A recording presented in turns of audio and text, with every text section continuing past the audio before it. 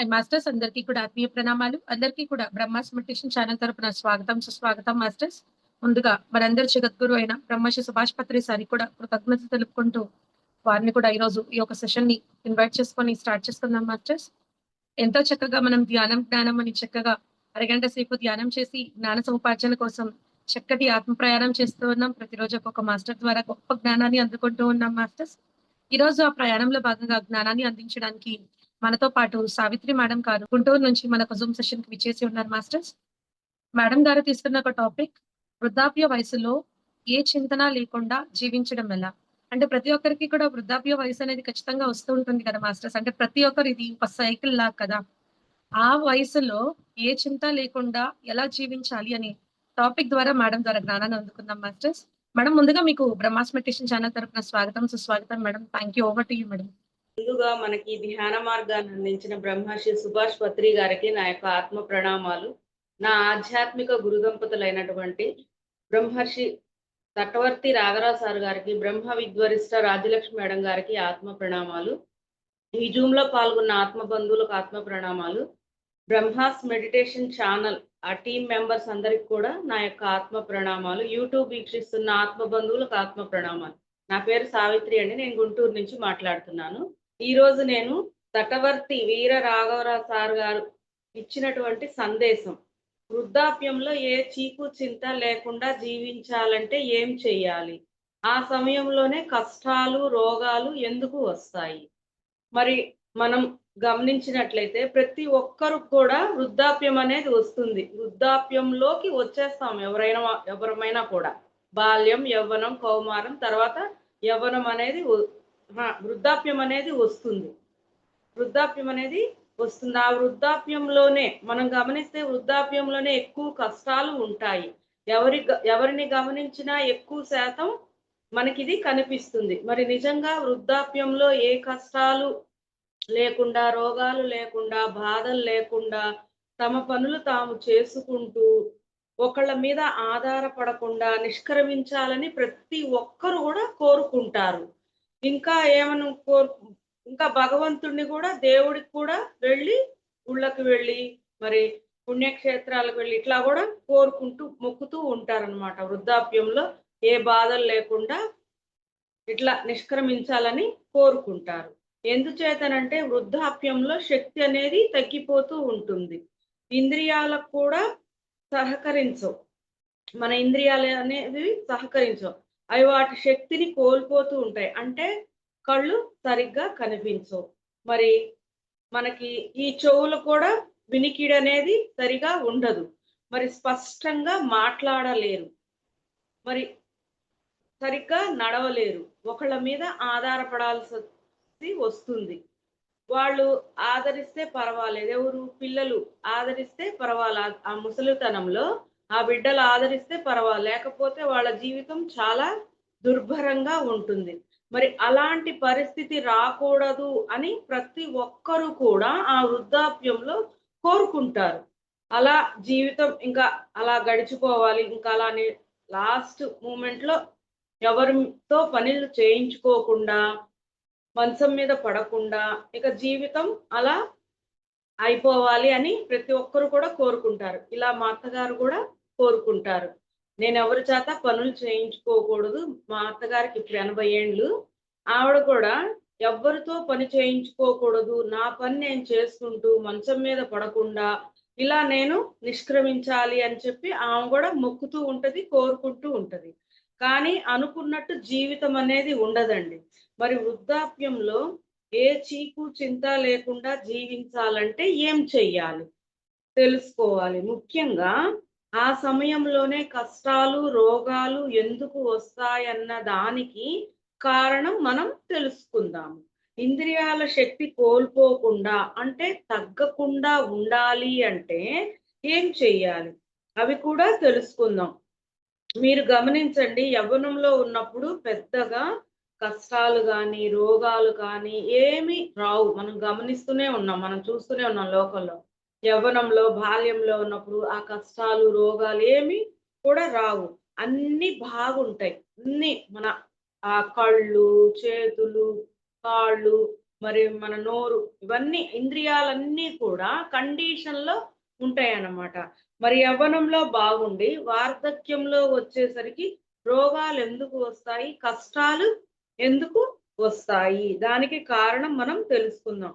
మీరు చూడండి, ఏ రోగాలు వచ్చినా కష్టాలు వచ్చినా గతంలో, అంటే గతంలో కానీ గత జన్మల్లో కానీ మనం చేసుకున్న కర్మల వల్లనే దానికి కారణం అన్నమాట. ఈ కష్టాలు, రోగాలు, సమస్యలు, బాధలు ఇవన్నీ మనం గతంలో గత జన్మల్లో మనం చేసుకున్న కర్మలను బట్టే మనకి వస్తాయన్నమాట.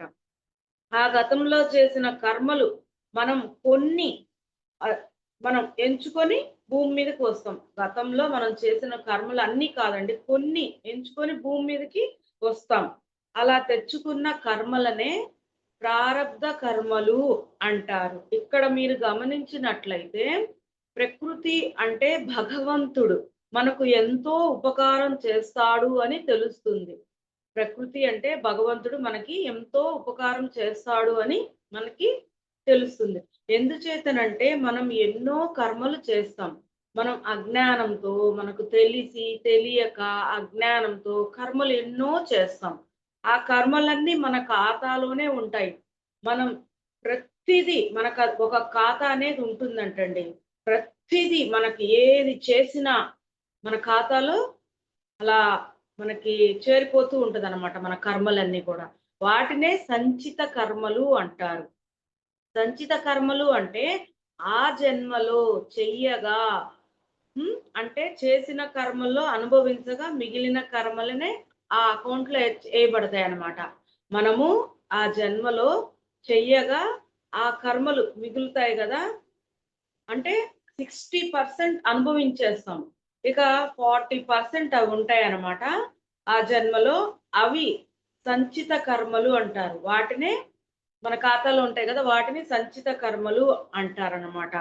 మరి ఇక్కడ ప్రకృతి మనకి చేసిన గొప్ప ఉపకారం ఏమిటి అంటే, చేసినవన్నీ అనుభవించే ఏర్పాటు చెయ్యలేదు. ప్రకృతి మనకు చేసిన ఉపకారం ఏమిటి అంటే, చేసినవన్నీ కర్మలు అనుభవించే ఏర్పాటు ఏమీ చేయలేదంట. అన్నీ అనుభవించాలని ఏమీ లేదట. అనుభవించగా మిగిలినవి మీ ఖాతాలో వేయబడతాయి. మనం ఏవైతే కర్మలు చేశామో ఈ జన్మలో చేశామండి. 100% చేస్తాము. 60%, 60% అనుభవించేస్తాం. ఇక 40% ఉంటాయి. అవే మన ఖాతాలో వేయబడతాయంట. అన్నీ అనుభవించాలంటే, చేసినవన్నీ అనుభవించాలంటే ఎవ్వరు కూడా తట్టుకోలేరండి. జీవితంలో ఆ చేసిన కర్మలన్నీ అనుభవించాలంటే తట్టుకోలేరు. ఆ జీవితం వృధా అనుకుంటారు. చూడండి, చిన్నప్పటి నుంచి ఇంకా కష్టాలొస్తుంటే జీవితం మీద విరక్తి కలిగిపోయిద్ది. ఇక జీవితం ఎందుకు అని వృధా అనుకుంటారు. చచ్చిపోతాను, చచ్చిపోతాను, నేను చనిపోతాను ఇట్లా అంటూ ఉంటారన్నమాట. చచ్చిపోవాలని కూడా అనుకుంటారు. చేసినవన్నీ అనుభవించలేరు వాళ్ళు. ఏ చేసినవన్నీ కూడా అనుభవించాలంటే అనుభవించలేరు. అందుకే కొన్ని అనుభవిస్తారు. కొన్నే అనుభవిస్తారు. ఎందుకు అనుభవించలేరు అంటే దీనికి ఒక ఉదాహరణ చెప్పారు. ఏంటి అంటే, మనం ఒక స్కూల్ హెడ్ మాస్టర్ ఉంటారండి. 500 మంది పిల్లలు ఉంటారు. ఆ పిల్లలు ఏం చేస్తారంటే బాగా అల్లరి చేస్తారు.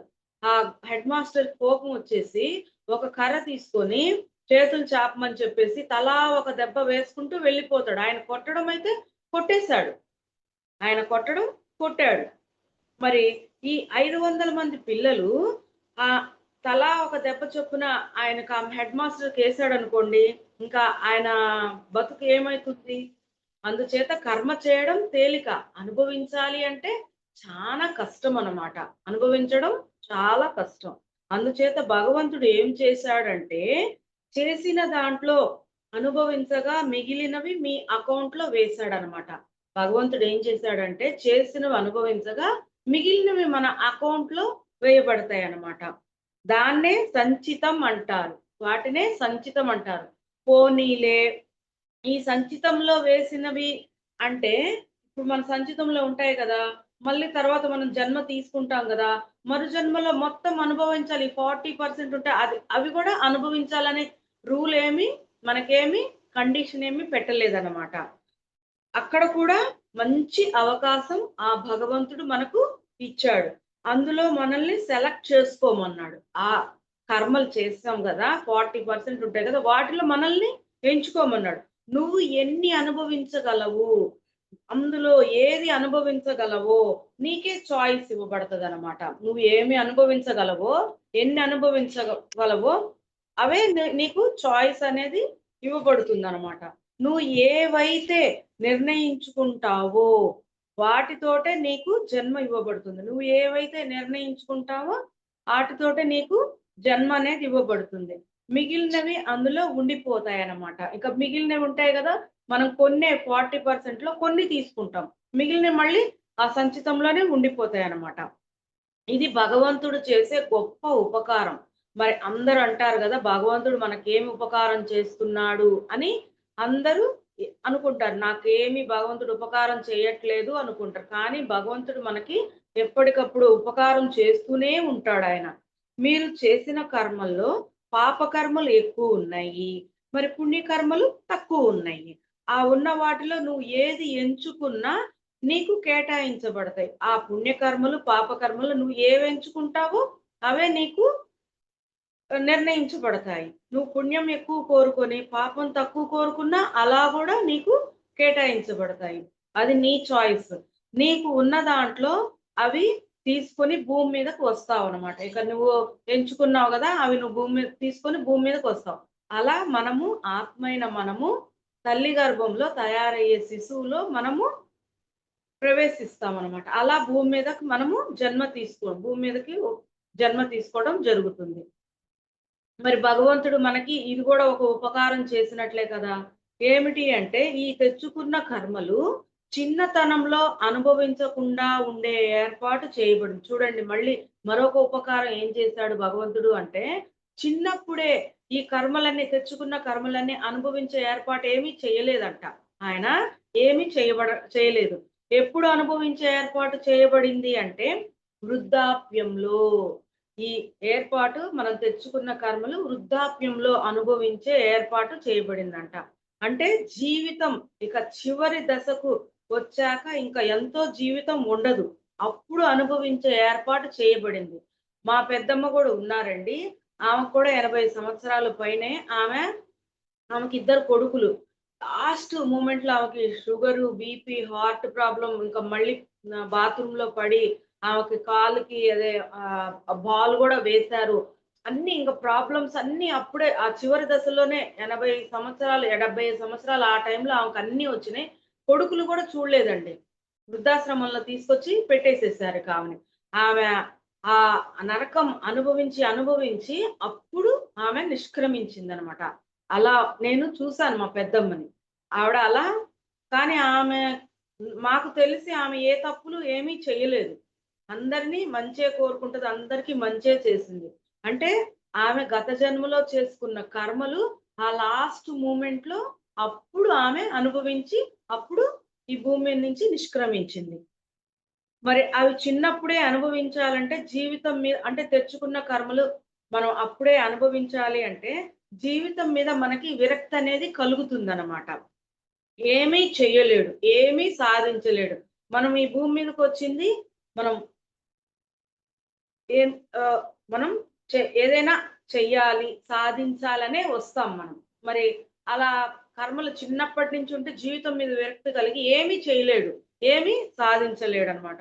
అందుచేత ప్రకృతి ఈ ఉపకారం చేసింది. అందుచేత చూడండి, బాల్యంలో కానీ, యవ్వనంలో కానీ పెద్దగా కష్టాలు, రోగాలు ఉండవు. మనం చూస్తూనే ఉన్నాం. మన కుటుంబంలోనే చూస్తున్నాం. బాల్యంలో, యవ్వనం మనమే ఉదాహరణ మనకే తెలుస్తుంది. బాల్యంలో, యవ్వనంలో మనకి ఏ రోగాలు, కష్టాలు లేవండి. వృద్ధాప్యం వచ్చేసరికే కష్టాలన్నీ వస్తాయి. ఎందుచేతనంటే తెచ్చుకున్న కర్మలు అనుభవించే ఏర్పాటు ఆ భగవంతుడు మనకి అప్పుడు ఆ సమయంలో చిన్న వయసులో ఇవ్వలేదనమాట. అప్పుడే పుట్టాడు కాబట్టి, చిన్న వయసే కాబట్టి, పెద్దగా చేసిన కర్మలు అప్పుడే పుట్టాడు, చిన్న వయసు కాబట్టి కర్మలేమి చెయ్యడు.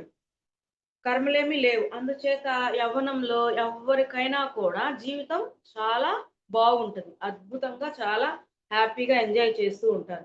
యవ్వనంలో మళ్ళీ చూడండి, ఏ బరువు బాధ్యతలు గూడా పిల్లలకనేవి ఉండవు. ఆ తల్లిదండ్రులే ఆ పిల్లల బాధ్యతలు చూసుకుంటారు. మీరు గమనించండి ఆ యవ్వనంలో ఆ యవ్వన గర్వంతో మరి చూడండి ఆ యవ్వనంతో, ఆ యవ్వన గర్వంతో, అహంకారంతో లెక్క లేకుండా ఇక ఎన్నో తప్పులు చేస్తారు, పాపాలు చేస్తారు, చెయ్యకూడని పనులు కూడా చేస్తారనమాట. కారణం ఏమిటి అంటే చేసిన కష్టాలు రావు. ఆళ్ళు చేస్తారు గదా! ఆ కష్టాలు వెంటనే రావు. అందుచేత నాకు లెక్కేమిటి అంటారు. చేయగానే కష్టాలు రావు. యవ్వనంలో మనం చూస్తున్నాం యూత్ బాగా తప్పులు, పాపాలు చేస్తుంటారు. కష్టాలేవి రావు. నాకేం కష్టాలు రాలేదు గదా! అని ఆ గర్వంతో పెద్దలు మరి ఈ తప్పు చెయ్యకూడదు అని చెప్తారు. పెద్దలు చెప్తారు. కానీ పెద్దలు చెప్పినా కూడా వినరు. లెక్క చెయ్యరు. వాడు ఏది అనుకుంటే అది చేసేస్తాడు. వాడింకా ఆ యూత్‌లో ఉన్నప్పుడు ఏదనుకుంటాడో అది చేసేస్తాడు. ఎంతసేపు ఎంజాయ్ చేయడానికే చూస్తూ ఉంటాడు. ఎంజాయ్ చేయాలని చూస్తాడు. మరి ఆ మూగజీవుల్ని ద మరి వాడు ఎంజాయ్ చేయటం దానికోసం వాడు ఆ జంతువుల్ని హింసించి మాంసభక్షణ చేస్తారు. ఇది మరి అవి అనుభవించాలి అంటే డబ్బులు కావాలి కదా! మరి డబ్బులు బాగా ఫ్రెండ్స్‌ని తీసుకెళ్ళి ఆ మాంసాహారం తినాలి, ఎంజాయ్ చేయాలి అని చెప్పేసి వాళ్ళు ఎంజాయ్ చేయాలంటే ఏం చేయాలి? వాళ్ళకి డబ్బు కావాలి కదా! ఆ డబ్బు లేనప్పుడు వాళ్ళేం చేస్తారు? మరి దొంగతనాలు చేస్తారు, దోపిడీలు చేస్తారు, మోసాలు గూడా చేస్తారు. ఇలా ఎన్నో పాపాలు చేస్తూ ఉంటారనమాట. ఎన్ని చేసినా కష్టాలనేవి రావు. ఆ యవ్వనంలో ఉన్నప్పుడు కష్టాలనేవి రావు. కారణం ఏమిటి అంటే ప్రకృతి ఇంకొక ఉపకారం చేస్తుంది. ఇక్కడ ఏంటి కారణం ఏంటి అంటే ప్రకృతి ఇక్కడ మనకు ఒక ఉపకారం చేస్తుంది. ఆ ఉపకారం ఏంటి అంటే పాపం చేసిన వెంటనే మనకి కష్టం అనేది రాదు. ఎప్పుడొస్తుంది? పాపం చేసిన వెంటనే కష్టం రాదు. అది ఎప్పుడొస్తుందంటే పాపం పండినప్పుడు వస్తుంది. ఇప్పుడు చెట్టుకి ఆకు పండితేనే గదా! ఆకు కింద రాలి పడిపోయేది. అలాగే మనము చేసిన పాపాలు అవన్నీ కూడా ఎప్పుడు పండుతాయి అంటే ఆ వృద్ధాప్యంలో పండుతాయన్నమాట. అప్పుడు వస్తుంది. మరి మరి ఎందుకు పాపం పండినప్పుడే కష్టం వస్తుంది? చేసిన వెంటనే ఎందుకు రాదు? అంటే ప్రకృతి వాడు తెలుసుకుంటాడు అని వాడంతట వాడు తెలుసుకొని సరిచేసుకుంటాడు అనేది కొంత సమయం అనేది ఇస్తుందన్నమాట. వాడికి ఇప్పుడు పిల్లలు తప్పు చేస్తే మనం ఒకటికి 4, 5 సార్లు, ఒకసారి, 2 సార్లు, 3 సార్లు, 4 సార్లు, 5 సార్లు చెప్తాం. తర్వాత ఏం చేస్తాం? వాడిని మనం ఒక దెబ్బేయటం, శిక్ష వేయటం చేస్తాం. అలాగే ప్రకృతి కూడా ప్రకృతి బిడ్డలం మనం. అలాగే మనకు కూడా కొంత సమయం సరిచేసుకునేదానికి సమయం అనేది ఇస్తుందన్నమాట. మరి అది గూడా మనకు ప్రకృతి చేసిన ఉపకారమే కదా!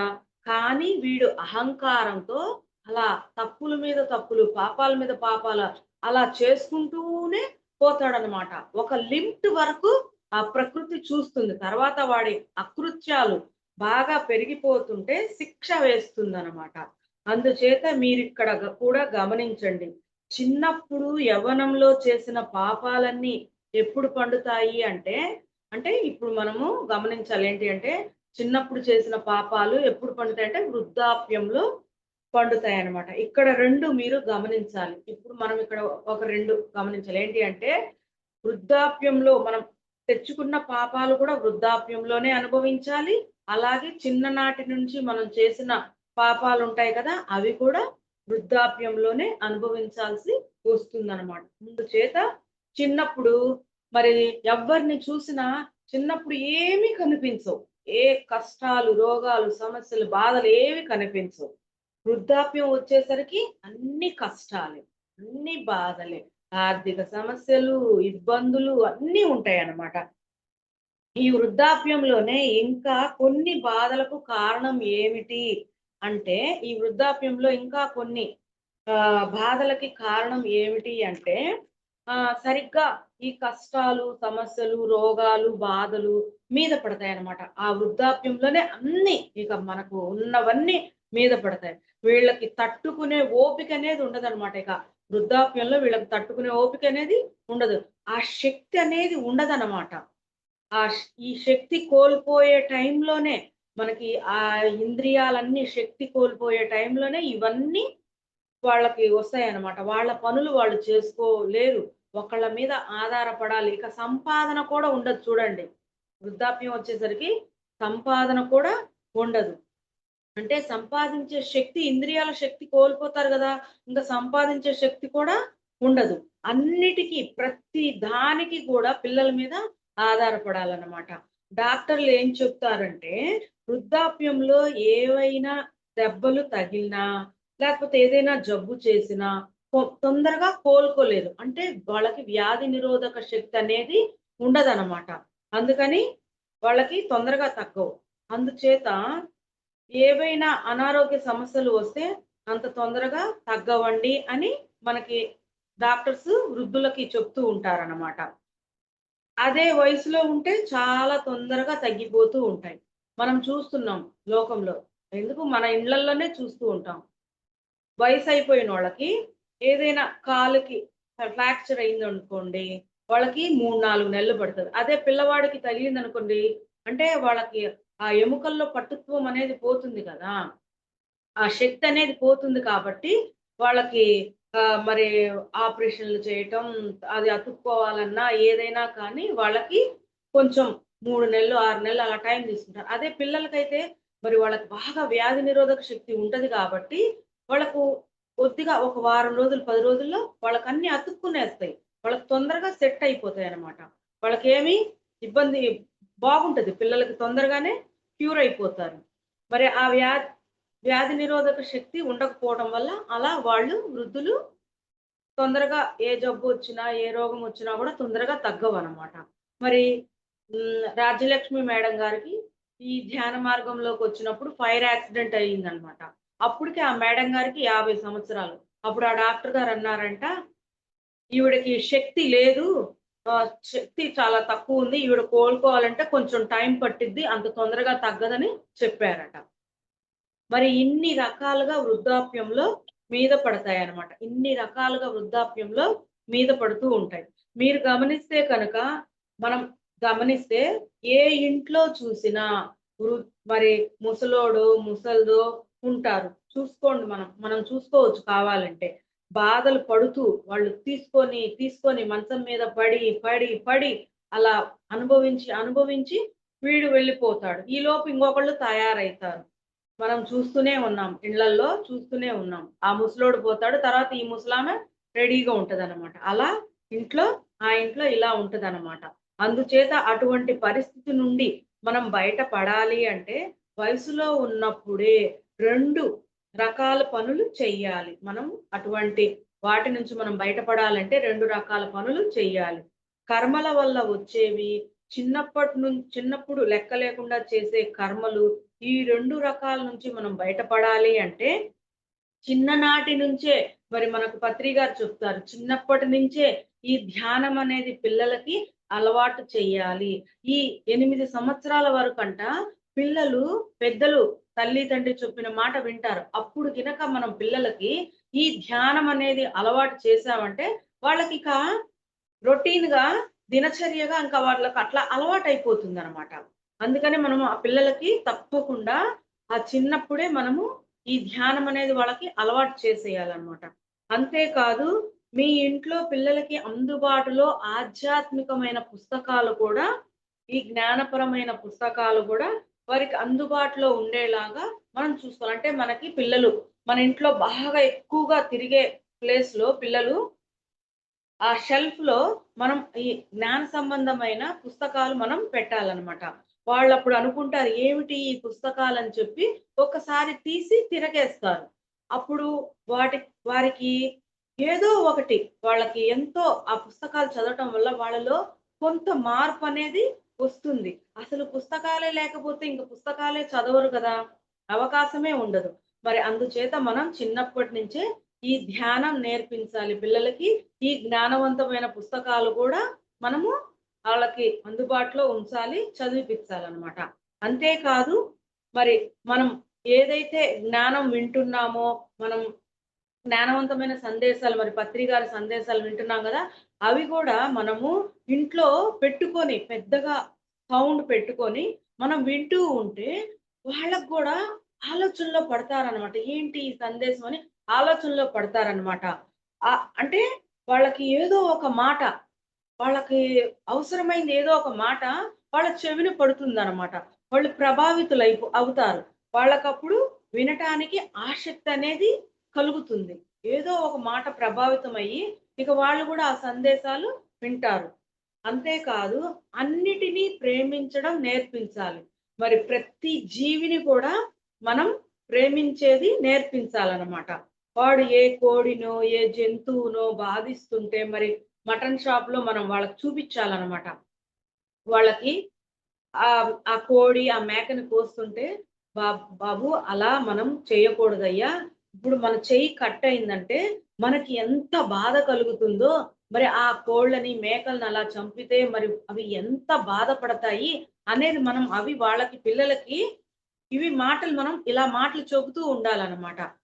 అలా ఒక జీవి బాధపడితే, వాడికి బాధ కలిగేటట్టు మనం చెయ్యాలి. ఆ జీవి బాధపడుతుంటే, ఆ పిల్లవాడికి కూడా బాధ కలిగేటట్టు మనం చెయ్యాలి. అంతేకాని, మీరే చిన్నప్పటి నుంచి కోళ్ళని కోయటం, మరి పెద్దవాళ్ళు కోస్తూ ఉంటే పిల్లలు చూస్తూ ఉంటారు. కొంచెం పెద్దవాళ్ళైనాక ఆ కోడిని పట్టుకుంటే, ఆ తండ్రి పట్టుకుంటే, ఈ పిల్లవాడు కూడా నేర్పిస్తారు. కోసుకొని రండి. అంటే అట్లా అలా హింస నే నే చేయడం వాడికి సామాన్యం అయిపోతుందనమాట. ఇంకా ఆ కోళ్ళని, మేకలని ఆ కోళ్ళని అలా చంపటం, వాడికి హింస చేయడం సామాన్యం అయిపోతుంది. అలా అలవాటైపోతుంది. ఆ జంతువులు గిలగిలా కొట్టుకుంటుంటే వాడికింకా ఆ జంతువులు వాటిని చంపేటప్పుడు అవి గిలగిలా కొట్టుకుంటాయండి. వాడికి ఏమి చెలించడు. వాడి హృదయం గరుడ కట్టుకొని పోతుంది. బండరాయిలాగా అయిపోతుందనమాట. వాడి హృదయం అనేది బండరాయిలాగా తయారైపోతుంది. అలాంటి వాళ్ళు పెద్దయ్యాక ముసలి వాళ్ళు అయిన తల్లిదండ్రుల్ని పట్టించుకోరు. ఇంక వాళ్ళకి ఏ సమస్యొచ్చినా వాళ్ళనింక పట్టించుకోరు. వృద్ధాశ్రమాల్లో పడేస్తారింక వాళ్ళని. ఏం పట్టించుకోరు. ఆరోగ్య సమస్యలొచ్చినా ఏమి చూడరు. ఇంక తీసుకెళ్ళి వృద్ధాశ్రమాల్లో వేసేస్తారు. ఇంకా అసల ఆ తల్లిదండ్రులే ఏమి పట్టించుకోరు. లెక్క చెయ్యరనమాట. మరి ఒక కోడి బాధపడుతుంటే వీడు చూడండి అదే మనం చిన్నప్పుడు వాడికి నేర్పిస్తే ఆ కోడి గిలగిలా కొట్టుకుందనుకో, వాడికి కూడా బాధ కలిగిందనుకో, ఇప్పుడు ఆ తల్లిదండ్రులకి అనారోగ్య సమస్యలొచ్చినా, ఏ సమస్యలు, ఏ బాధలొచ్చినా వాడు గూడా బాధపడిపోతాడు, చెలించిపోతాడు. తల్లిదండ్రుల్ని ప్రేమగా వాడు చూసుకుంటాడనమాట. మరి అందుచేత మనం పిల్లలకి మరి తల్లిదండ్రులే చిన్నప్పటి నుంచి వాళ్ళకై వాళ్ళు నేర్చుకోరండి. బలం బలం అని చెప్పేసి ఈ తల్లిదండ్రులే ఆ బిడ్డలకి ఈ మాంసాహారాన్ని అలవాటు చేస్తారు. మరి ఆ పిల్లలు అలా ఆ మాంసాహారం అలవాటు చేయటం వల్ల వాళ్ళు కఠిన హృదయులైపోతారన్నమాట. ముసలి వాళ్ళ బాధని లెక్క చేయరు. ఇంక కఠినంగా వాళ్ళ హృదయం కఠినమైపోయిద్ది. ఇక బండరాయిలాగా అయిపోతది. ఇంక వాళ్ళసలు ఇంక ఆ పిల్లలు ఆ తల్లిదండ్రులకి వచ్చిన సమస్యలు అనారోగ్య సమస్యలతో బాధపడుతుంటే ఏం పట్టించుకోరండి. అస్సలు పట్టించుకోరు. బాధని లెక్కే చెయ్యరనమాట. అందుచేత ముసలితనంలో మిమ్మల్ని పిల్లలు ప్రేమగా చూడాలి అంటే, ఆదరించాలి అంటే చిన్న వయసులోనే వాళ్ళకి ఆ ప్రేమ, త్యాగం, సహనం, ఓర్పు ఇవన్నీ మనం అన్నీ నేర్పించాలనమాట. అందరిలో సమానత్వం, సేవ వాళ్ళకి పిల్లల చేత చిన్న చిన్నవి సేవలు గూడా మనం అలవాటు చేపిచ్చాలి. ఆ సేవా గుణం అలవాటు చేయాలనమాట. అందుచేత చిన్నప్పటి నుంచే మరి ధ్యానం నేర్పించినప్పుడు ధ్యానం బాగా చేస్తారండి. చిన్నప్పటి నుంచే వాళ్ళకిక ఎటువంటి ఆలోచనలుండవు, ఏ బాధ్యతలుండవు గాబట్టి ధ్యానం చేపిస్తే వాళ్ళు తొందరగా కనెక్ట్ అవుతారు. చాలా బాగా ధ్యానం చేస్తారు. బుద్ధి బాగా పెరుగుతుంది వాళ్ళకి. మంచేది, చెడేది, ఏది సత్యం, ఏది అసత్యం, ఏది ధర్మం, ఏది అన్యాయం ఇవన్నీ బాగా నేర్చుకుంటారంట. ఆ బుద్ధి అనేది వికసిస్తుంది. ఇంకా వాళ్ళు ఈ శక్తి అంటే వాళ్ళకి ఆ శక్తి అంటే మనకి బాగా ధ్యానం చేయటం వల్ల ఆ శక్తి పెరగటం వల్ల ఆ జ్ఞానం అనేది వస్తుంది. బుద్ధి బాగా వికసిస్తుంది. జ్ఞానం వస్తుంది. వాళ్ళింకా చాలా మంచి అసలు లోక కళ్యాణం కోసం కరమైన పనులే చక్కగా సేవలు చేస్తారు. ఎంతో మంచిగా తయారవుతారనమాట. ఆ పిల్లలు. మరి ఈ సేవలు చేయడం వల్ల గతంలో ఉన్న కర్మలు యొక్క శక్తి తగ్గిపోతుంది. వాళ్ళు లోక కళ్యాణకరమైన సేవలు చేయటం వల్ల మనం గతంలో చేసుకున్న కర్మలు ఉంటాయి కదండి, ఆ యొక్క శక్తి అనేది తగ్గుతుంది, ప్రభావం తగ్గుతుంది. అంటే పూర్తిగా ఏమి పోవు. ఇప్పుడు మనకి కంట్లో గుచ్చుకోవాల్సిన ముళ్ళు కాల్లో గుచ్చుకుంటదనమాట. ఇప్పుడు ఏదైనా యాక్సిడెంట్ అవ్విద్దండి. ఈ ధ్యానము, ఈ జ్ఞానం మనం ఇందులో మార్గంలోకొచ్చాక కార్ యాక్సిడెంట్ అయిందే అనుకోండి, ప్రాణాలు పోవాల్సింది మనకి కాలు దెబ్బ తగిలి అంతవరకే ప్రభావం అనేది తగ్గుతుందనమాట. అలా అనమాట. అలా అవుతుంది. తేలికగా మనం బయటపడతాం. ఆ కర్మల్లో నుంచి మనం తేలిగ్గా బయటపడతాం. అంతేకాదు భగవద్గీతలో శ్రీకృష్ణ భగవానుడు ఒక శ్లోకంలో ఏంటి 2వ అధ్యాయం 8వ శ్లోకంలో ఏం చెప్పారంటే, యదా సంహారతే చాయం కూర్మోంగానీవ సర్వశః ఇంద్రియాణింద్రియాదేభ్యః తస్య ప్రజ్ఞా ప్రతిష్ఠిత. తాత్పర్యం ఏమిటి అంటే, తాబేలు తన అవయవాలు అవసరం లేనప్పుడు అన్ని వైపుల నుంచి ఏ విధంగా లోపలకు ముడుచుకుంటుందో, అలాగే మానవులు అవసరం లేనప్పుడు తన ఇంద్రియాలను అంతర్ముఖం చేసుకున్నప్పుడు వాటి శక్తి స్థిరంగా ఉంటుందన్నమాట. అంటే మరి మనం గమనిస్తే తాబేలు ఏం చేస్తుందంటే, దానికి ఏమి అవసరం లేనప్పుడు దానికి ఏమి అవసరం లేదండి. అప్పుడేం చేస్తుందంటే దన దాని ఆ తాబేలు కాళ్ళని, చేతుల్ని, తలని లోపలికి ముడుచుకునేస్తుంది. అలాగే ఉండిపోతుంది. మళ్ళా అవసరమైనప్పుడు తీసి వాడుకుంటుంది. దానికి అవసరం లేనప్పుడు అన్నీ లోపలికి ముడుచుకునేసి అలా ఉండిపోతుంది. అవసరమైనప్పుడు తీసుకొని వాడుకుంటుంది. ఎందుకంటే అవసరం లేనప్పుడు లోపలికి ముడుచుకొని వాటికి విశ్రాంతినిస్తుంది. చూడండి, ఆ కాళ్ళు, చేతులు, తలకి లోపలికి ముడుచుకొని ఆ విశ్రాంతిననేది ఇస్తుంది. తాబేలే కాదు, ఎవరైనా సరే, ఇక్కడ తాబేలే కాదు, మానవులు కూడా ఎవరైనా సరే ఉపయోగించుకునేటటువంటి ఈ ఇంద్రియాలను అవసరం లేనప్పుడు, ఇప్పుడు మన కళ్ళు, చేతులు, కాళ్ళు, మరి మన నోరు, ఈ చెవులు, ఇవన్నీ ఈ ఇంద్రియాలన్నీ కూడా అవసరం లేనప్పుడు విశ్రాంతి ఇస్తే అవి శక్తివంతంగా తయారవుతాయి. మనకు అవసరం లేనప్పుడు మనం వాటికి విశ్రాంతినిస్తే శక్తివంతం అవుతాయి. అవసరం లేనప్పుడు ఊరికే ఉపయోగిస్తే ఇంకా ఇంకా వాటి శక్తిని కోల్పోతాయి. అవసరం లేకపోయినా మనం వాటిని ఉపయోగిస్తే మన శక్తి ఇంకా ఇంకా శక్తి అనేది తగ్గిపోతుంది. కోల్పోతామనమాట. ఇక్కడ విశ్రాంతిని ఇస్తే శక్తి ఎలా పెరుగుతుందో చూద్దాం. ఇక్కడ మనము విశ్రాంతినిస్తే శక్తి ఎలా పెరుగుతుందో చూద్దాం. మీరు చూడండి, మనం ట్రైన్ ప్రయాణం చేయాలనుకున్నాం. పెద్ద పెద్ద బ్యాగులండి. ఆ 2 చేతులతో 2 బ్యాగులు పట్టుకొని వెళుతూ ఉంటాం. ఇప్పుడు మనకి ట్రైను ఇప్పుడు మనం చూస్తూనే ఉన్నాం. ట్రైన్‌లు 1 కిలోమీటర్ వరకు వెళ్ళాలి. ఏంటి, ఫస్ట్ ప్లాట్‌ఫారం నుంచి మనం 6వ ప్లాట్‌ఫారం వరకు ఎళ్ళాలంటే మరి మనము ఆ బ్యాగులు మోసుకొని వెళ్ళాలి. అలా మనం వెళుతూ ఉంటాం. మన చేతులేంటి బాగా లాగేస్తూ ఉంటాయి. నొప్పి పెడుతూ ఉంటాయి. ఇక మనం కింద దించి పెట్టేస్తాం. ఒక్క సేపు అట్లా జస్ట్ కింద పెట్టి ఒక సెకండ్, ఒక నిమిషం అట్లా కింద పెట్టి మళ్ళీ పట్టుకుంటాం. మళ్ళీ అలా కొంచెం దూరం వెళ్తాం. మళ్ళీ కింద పెడతాం. మళ్ళీ తీసుకొని వెళ్తాం. ఇక్కడ ఏం చేసాం మనము, అట్లా కింద పెట్టటం వల్ల ఈ చేతులకి విశ్రాంతి ఇచ్చాం. ఒక్క నిమిషం ఇచ్చినా చాలు ఆ శక్తిని పుంజుకుంటాయన్నమాట. అలా మనము శక్తిని ఇస్తామన్నమాట. అలాగే 6 అంతస్తులు ఎక్కాలండి. 2 అంతస్తులు ఎక్కుతాం. ఇక కాళ్ళు నొప్పులు పెడుతూ ఉంటాయి. ఇక ఎక్కనంటాయి. నేనెక్కను అంటాయి. మనం నడువు అంటే నడుస్తాయా? అవేమీ నడవు. అలా మనం కూర్చునేస్తాం. అలా కూర్చునేసి మళ్ళీ 2 అంతస్తులు ఎక్కుతాం. మళ్ళీ కూర్చుంటాం. మళ్ళీ 2 అంతస్తులు ఎక్కుతాం. అలా చేయటం వల్ల అంటే ఇక్కడ ఏం చేసినట్టు, కూర్చోవటం వల్ల మన ఇంద్రియాలకి శక్తినిచ్చామనమాట. అలా శక్తినివ్వటం వల్ల అవి బాగా చక్కగా మళ్ళీ ఆ యొక్క శక్తిని పుంజుకొని మళ్ళీ మన పని మనం చేసుకుంటాం. ఇంద్రియాలకు అలా శక్తిని ఇవ్వటం జరుగుతుందనమాట. అలాగే తాబేలు ఏం చేస్తుంది, అవసరం లేనప్పుడు లోపలికి ముడుచుకుంటుంది. ఏమీ అవసరం లేనప్పుడు లోపలికి ముడుచుకొని అవి వాటికి విశ్రాంతి ఇస్తాయి. అవసరమైనప్పుడు బయటికి తీసి మరి గబగబా ఒడిగా నడుస్తాయన్నమాట. అలాగే అవే కాదు, మనం కూడా అలా తాబేలు ఎలా చేసిందో అలాగే మనం కూడా పాటిస్తే జీవితంలో మన జీవితం కూడా ఎంతో మార్పు అనేది వస్తుందన్నమాట.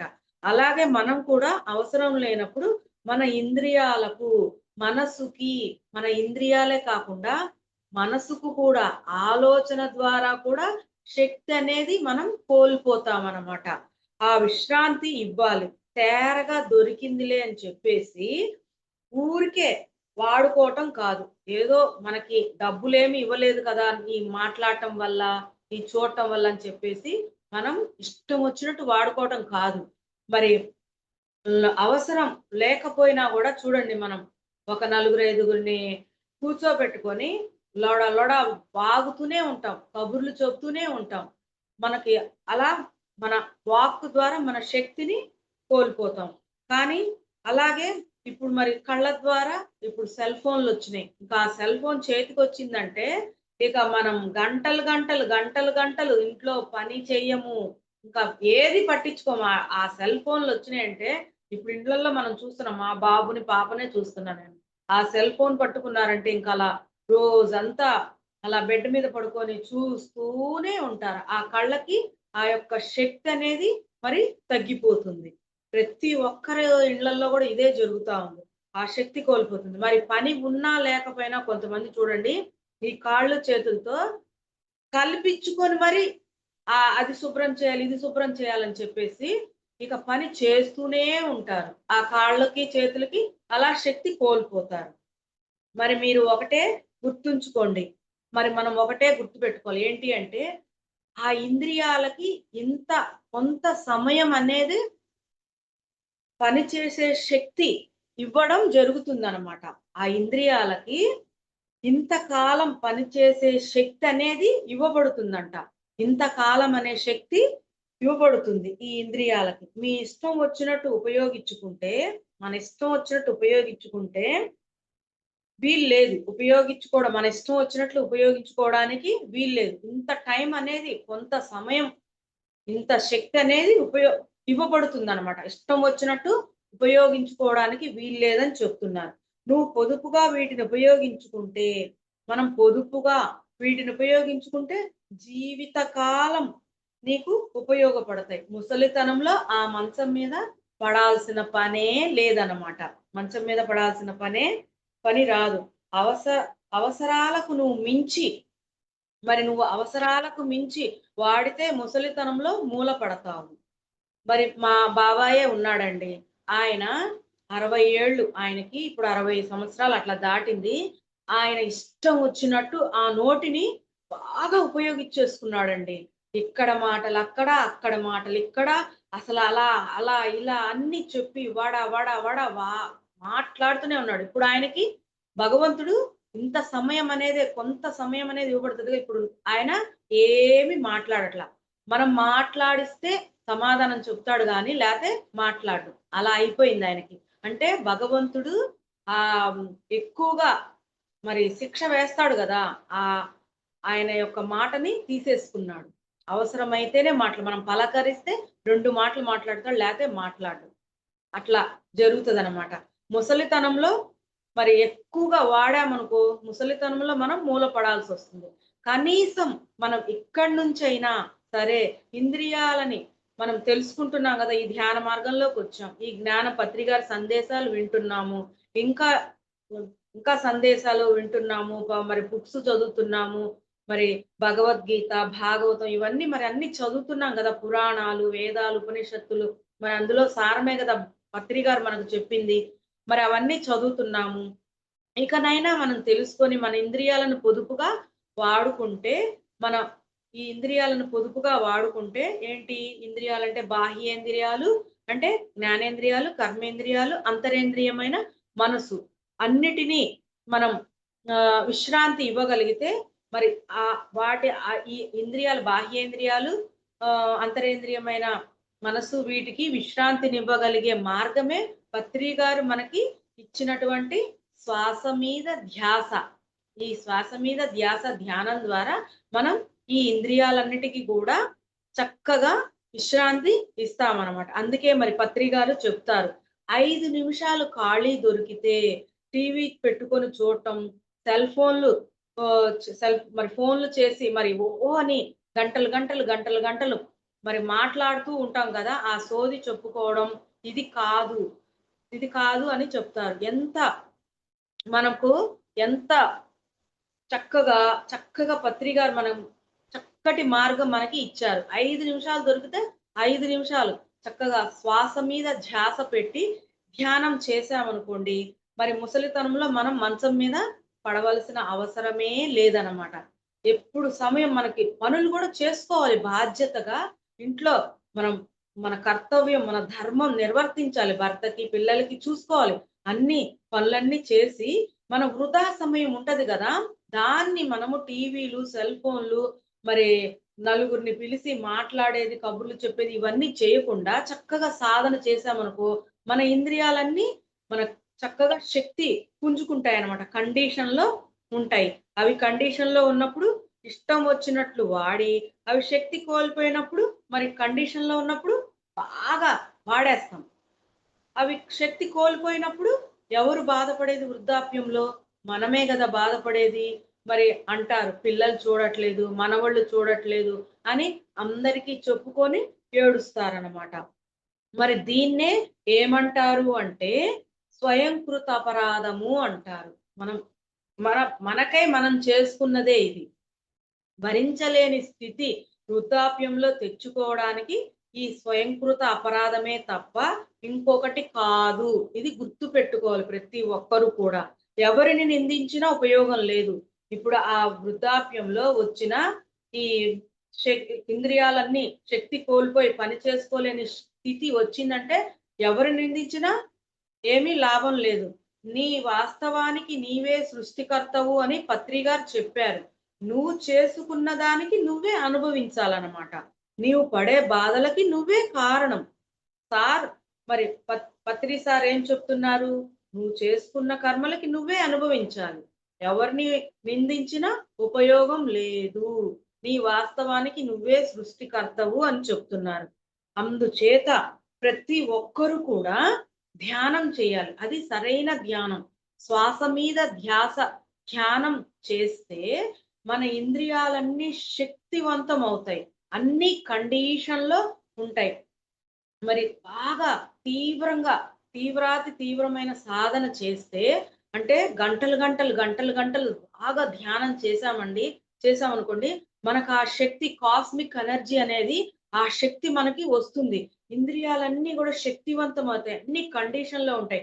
మరి చూడండి 60 సంవత్సరాలు ఇట్లా సాధన చేస్తూ ఉంటే 60 సంవత్సరాల వయసులో ఉండేవాళ్ళు కూడా 40 సంవత్సరాల వయసు అన్నట్టుగా అనిపిస్తది. అదే ధ్యానం చేయని వాళ్ళైతే మరి 40 సంవత్సరాలకే ఆ శక్తి అంతా వాడేస్తారు గదా! మరి ఆ ఇంద్రియాలన్నిటిని బాగా ఉపయోగించేసుకుంటారు. ఆ శక్తి అంతా కోల్పోతుంది. మరి వాళ్ళకి చిన్న వయసులో గూడా ఆ ముసలితనం ఛాయలు కనపడుతూ ఉంటాయి. అదే ధ్యానం చేసేవాళ్ళు శక్తిని పెంచుకుంటారు. ఎంత వయసైనా గూడా చిన్న వయసులాగే కనిపిస్తూ ఉంటుందనమాట. అవి కండిషన్‌లో ఉంటాయి కాబట్టి అంటే మన వయసు పెరిగే కొద్దీ చాలా మందికి మనం చూస్తూనే ఉన్నాం. వయసు పెరిగే కొద్దీ చాలా మంది వీక్ అయిపోతూ ఉంటారు. శక్తి అనేది తగ్గిపోతూ ఉంటుంది. ధ్యానం చెయ్యరు గదా! అన్నీ వాడేసుకుంటారు. వీక్ అయిపోతూ ఉంటుంది. కానీ ధ్యానం చేసే వాళ్ళకి వయసు పెరిగే కొద్దీ యవ్వనంలోకి వస్తున్నట్టు ఉంటారు. ఈ ధ్యానం చేసేవాళ్ళు వయసు పెరిగే కొద్దీ యవ్వనంలోకి వస్తున్నట్టుగా ఉంటారు. వయసు తగ్గుతున్నట్లు ఉంటుంది. ఈ ధ్యానం చేసే వాళ్ళకి వయసు పెరుగుతున్నా యవ్వనంలోకి వచ్చినట్లు మరి ఆ వయసనేది తగ్గుతున్నట్లుగా ఉంటది. అంటే మనం బాగా ఈ ధ్యానంలో ఏం చేస్తున్నాం? మన ఇంద్రియాలన్నిటికీ బాగా శక్తినిస్తున్నామనమాట. అందుకని మనము ప్రతి ఒక్కరు కూడా ఈ సరైన ధ్యానం చేయాలి. శ్వాస మీద ధ్యానం చేయాలి. ఆత్మజ్ఞానానికి సంబంధించిన పుస్తకాలు చదవాలి. మరి జ్ఞానవంతమైన సందేశాలు ఇవి వింటూ ఉండాలన్నమాట. ఇవన్నీ మనం అనునిత్యం చేస్తూ ఉంటే మనం మన యొక్క ఇంద్రియాలన్నీ గూడా చక్కగా శక్తివంతంగా ఉంటాయి. శక్తివంతంగా బాగా ఉంటాయి. మనం ముసలితనంలో మంచాల మీద పడాల్సిన పనిలే, ఎవరి చేత చేయించుకోవాల్సిన పని లేదు. అన్ని కండిషన్‌లో ఉంటాయి. మనం ఇక జన్మ అలా బాగా హ్యాపీగా గడిచిపోతూ ఉంటుంది. నాకు ఈ అవకాశం ఇచ్చిన గురువులకి, జూమ్‌లో పాల్గొన్న ఆత్మ బంధువులకు ఆత్మ ప్రణామాలండి. Thank you madam. Thank you.